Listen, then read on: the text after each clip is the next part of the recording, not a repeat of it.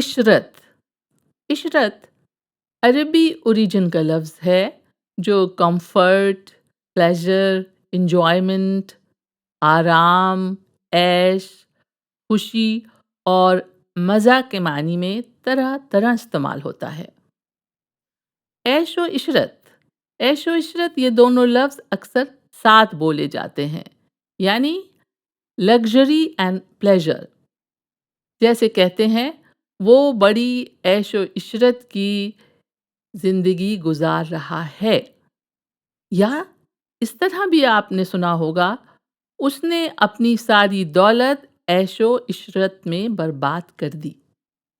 ایک شعر سن لیں، اور عشرت کی تمنا کیا کریں، اور عشرت کی تمنا کیا کریں، سامنے تو ہو تجھے دیکھا کریں۔ اور لفظ عشرت بھوگ ولاس کے معنی میں بھی آتا ہے۔